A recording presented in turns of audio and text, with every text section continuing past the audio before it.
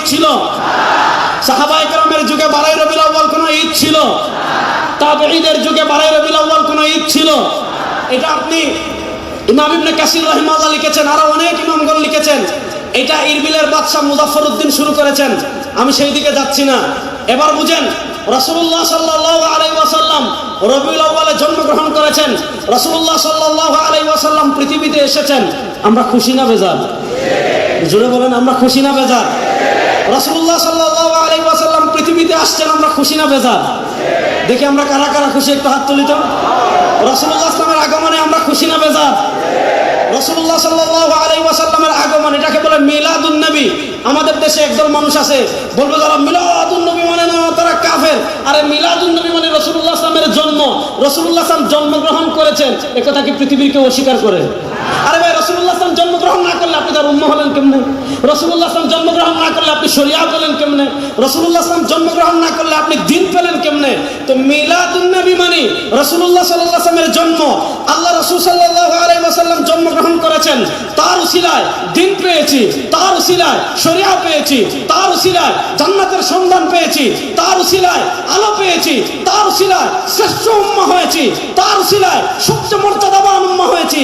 সুতরাং যার কারণে আমরা শ্রেষ্ঠ উম্মাহ হয়েছি, যার কারণে দ্বীন পেলাম, কোরআন পেলাম, হাদিস পেলাম, শরিয়া পেলাম, তার আগমনে আমরা খুশি না বেজার?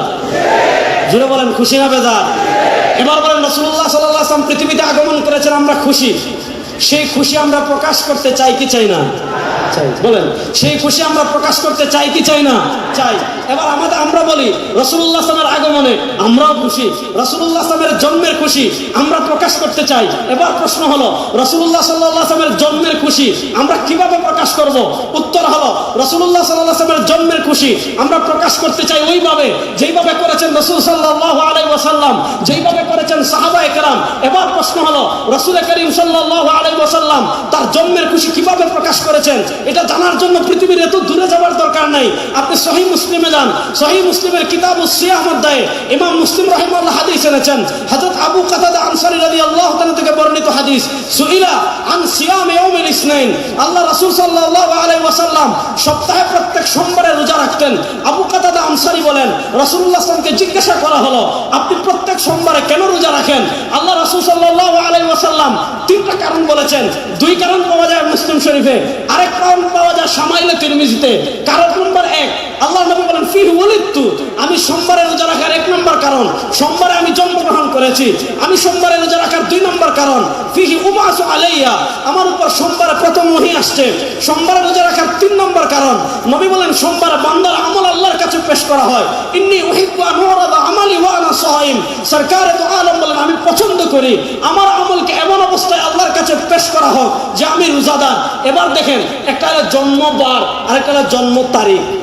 জন্মবার সপ্তাহে আসে একবার, জন্ম তারিখ বছরে আসবে একবার। আমাদের আপা 5 আগস্ট পলাইছেন। আচ্ছা, তাহলে 5 আগস্ট বছরে আসে একবার। উনি পলাইছেন কিবারে? সম্ভবত রবিবারে। রবিবার আসে কিবার? সপ্তাহে একবার। মনে করেন আজকের এই মাহফিল, এটা কত তারিখ? 11 আগস্ট, 21 আগস্ট।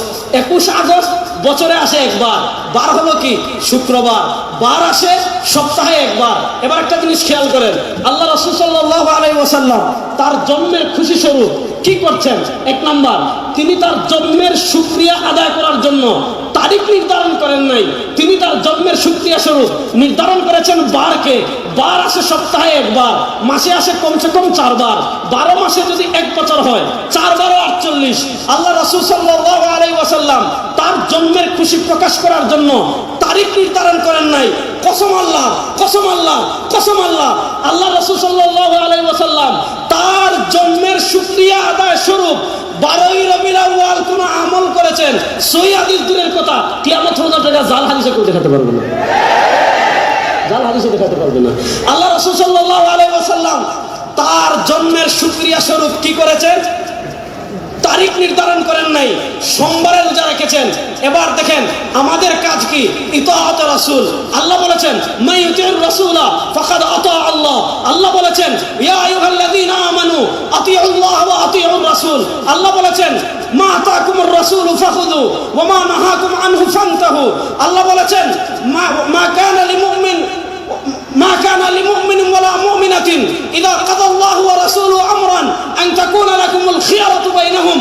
আল্লাহ তাআলা বলেছেন মাইয়ুতির রাসূলা ফাকাদ আতা আল্লাহ, যারা রাসূলের আনুগত্য করবে তারা আল্লাহর আনুগত্য করবে। এবার দেখেন রাসূল নির্ধারণ করেছেন বার, আমি নির্ধারণ করলাম তারিখ। রাসূল রাখলেন রোজা, আমি বানাইলাম ঈদ। রাসূলের আনুগত্য বাদ দিয়ে যারা 12 রবিউল আউয়াল কথিত সাইয়্যিদুল আয়াত পালন করবে এরা ভণ্ড ছাড়া কিছু না। প্রকৃত আশিকে রাসূল প্রমাণিত হবে ইতাআত রাসূলের মাধ্যমে। সময় কম, আমি সংক্ষিপ্ত করছি।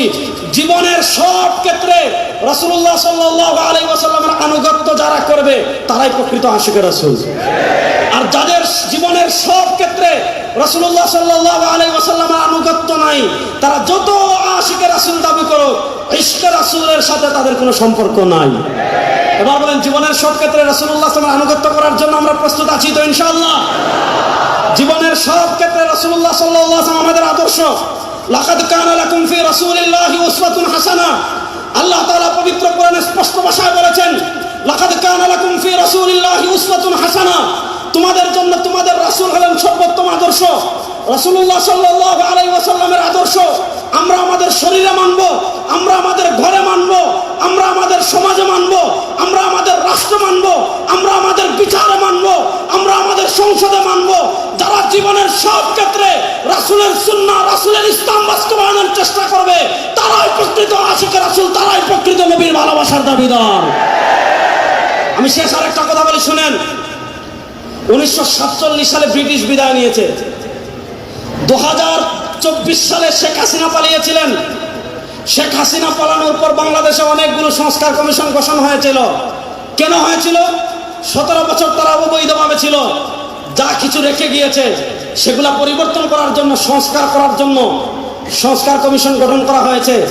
আমি আমার তারুণ্যের কাছে জানতে চাই, আমি আমার যুবকদের কাছে জানতে চাই, আমি আমার এই তাওহীদ প্রিয় জনতার কাছে জানতে চাই, 1803 সাল থেকে নিয়ে 1947 সাল পর্যন্ত যারা আমাদের দেশ দখল করে রেখেছিল, যারা আমাদের দেশে জুলুম করেছিল, যারা আমাদের দেশের সম্পদ লুণ্ঠন করেছিল, যারা আলেমদের উপর অত্যাচার করেছিল, সেই ব্রিটিশ বেনিয়ারা যে আইন আমাদের দেশে রেখে গিয়েছে, ব্রিটিশ বেনিয়ারা যে বিচার ব্যবস্থা আমাদের দেশে রেখে গিয়েছে, ব্রিটিশ বেনিয়ারা যে শিক্ষা ব্যবস্থা আমাদের দেশে রেখে গিয়েছে, ব্রিটিশ বেনিয়ারা যে অর্থনীতি আমাদের দেশে রেখে গিয়েছে, সেই ব্রিটিশ বেনিয়াদের বিচার ব্যবস্থা 54 বছর বাংলাদেশে ব্যর্থ হয়েছে। খুন বন্ধ করতে পারে নাই, দর্শন বন্ধ করতে পারে নাই। এই রবিউল আউয়াল থেকে দীপ্ত শপথ নেন, ব্রিটিশের বিচার ব্যবস্থা বাংলাদেশে আর চলবে না, বিশ্ব নবীর বিচার ব্যবস্থা বাংলাদেশে বাস্তবায়ন হবে। প্রস্তুত আছেন তো যুবকরা ইনশাআল্লাহ? প্রস্তুত আছেন তো যুবকরা ইনশাআল্লাহ? এই রবিউল আউয়ালে আমাদের দীপ্ত শপথ নিতে হবে, ইসলামের নাম নিয়ে কোনো মুনাফিকি বাংলাদেশে আমরা সহ্য করব না।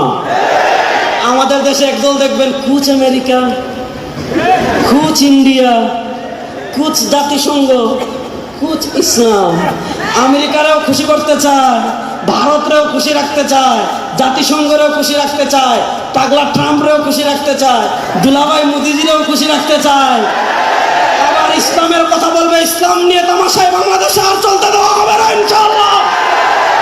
আপনারা প্রস্তুত আছেন তো? আমার নবী যে ইসলামের জন্য দান শহীদ করেছেন, আমার নবী যে আদর্শের জন্য রক্ত ঝরিয়েছেন, সেই পিওর রাসূলের রাষ্ট্র ব্যবস্থা বাংলাদেশে প্রতিষ্ঠা হোক। আমার তারুণ্য প্রস্তুত আছেন না? না ইনশাআল্লাহ। শেষ একটা কথা বলে আমি আপনাদের থেকে বিদায় নেব, শুনেন। আজকে এখানে আসার পথে খবর পেয়েছি আমাদের দেশে একজন ধর্ম প্রতিমন্ত্রী হয়েছেন। সরকার যাকে ইচ্ছা তাকে ধর্ম প্রতিমন্ত্রী বানাক, আমাদের আপত্তি নেই, আমরা এটা নিয়ে আপত্তি করি না। কিন্তু শুনেন, এই বাংলাদেশের ম্যাক্সিমাম মানুষ, সংখ্যাগরিষ্ঠ মানুষ আহলুস সুন্নাহ ওয়াল জামাতের অনুসারী। বলেন, এই বাংলাদেশের সংখ্যাগরিষ্ঠ মানুষ কি আহলুস সুন্নাহ ওয়াল জামাতের অনুসারী? আমরা স্পষ্ট ভাষায় বলি যে আপনারা যেই ক্ষমতায় যান, ইতিহাসের নামে মুআবিয়া রাদিয়াল্লাহু তাআলার সমালোচনা পাঠ্যপুস্তকে আনবেন, যে আঙ্গুল দিয়ে লিখবেন ওই আঙ্গুল ভাঙা ফেলাবো।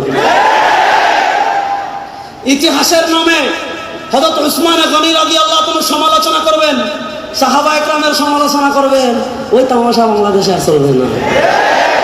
আপনারা ধর্মমন্ত্রী বানিয়েছেন, আমি ধর্মমন্ত্রী বানাচ্ছেন এটা নিয়ে সমালোচনা করছি না, তিনি একজন কট্টর লামাযহাবী, তাকে ধর্মমন্ত্রী বানান সমস্যা নাই।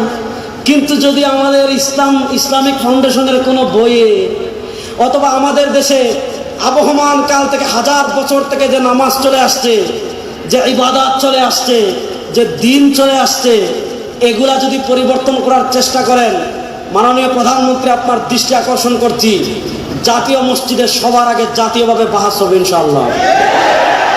ওদিকে 100 জন থাকবেন, এক রেজাউল করিম আপনার যথেষ্ট ইনশাআল্লাহ। 100 জন আনবেন, এক রেজাউল করিম আপনার যথেষ্ট ইনশাআল্লাহ ঘোষণা দিচ্ছি। আমাদের নামাজকে জাল প্রমাণ করবে, আমাদের ইবাদতকে জাল প্রমাণ করবে পৃথিবীতে এমন কোন বাপের বেটার জন্ম হয় নাই। সুতরাং আপনারা যাকে ইচ্ছা তাকে ধর্ম প্রতিমন্ত্রী বানান, কিন্তু আবহমান কাল থেকে হাজার বছর থেকে আহলুস সুন্নাহ ওয়াল জামাতের অনুসরণ করে দেশের মানুষ যে ইবাদত করে আসতেছে, এগুলা ভুল প্রমাণ করে যদি কোনো সিলেবাস আপনারা বাস্তবায়ন করতে চান, আগে বায়তুল মুকাররম বাস হবে, তারপরে সমাধান হবে ইনশাআল্লাহ। আপনারা নবীর আদর্শ বাস্তবায়ন করার জন্য প্রস্তুত আছো তো যুবকরা ইনশাআল্লাহ? শুনেন, পৃথিবীর প্রান্তে প্রান্তে এই শতাব্দী, আমি সব জায়গায় বলি, গত 100 বছর ভাই মাইর খাইছে, আগামী 100 বছর মার দিব ইনশাআল্লাহ। গত 100 বছর পরাজিত হয়েছে, আগামীর পৃথিবী ইসলামের বিজয়ের শতাব্দী হবে ইনশাআল্লাহ। আগামী পৃথিবীতে 2টা লড়াই হবে, তারুণ্য প্রস্তুত আছেন তো ইনশাআল্লাহ? আমার নবী 1400 বছর আগে বলেছেন, ইসাবাতান মিন উম্মতি আহরাজাহুম আল্লাহু মিনান নার। প্রস্তুতি নেন ইনশাআল্লাহ। হিন্দুস্তানের হিন্দুবাদী আধিপত্যবাদী শক্তির বিরুদ্ধে লড়াই হবে ইনশাআল্লাহ। ইহুদিবাদী আধিপত্যবাদী শক্তির বিরুদ্ধে লড়াই হবে। হিন্দুস্তান থেকে নিয়ে মসজিদে আকসা পর্যন্ত ইসলামের পতাকা, কালেমার পতাকা উড্ডীন হবে ইনশাআল্লাহ। আল্লাহ তাআলা আমাদেরকে প্রকৃত ইসলাম মেনে চলার তৌফিক দান করেন।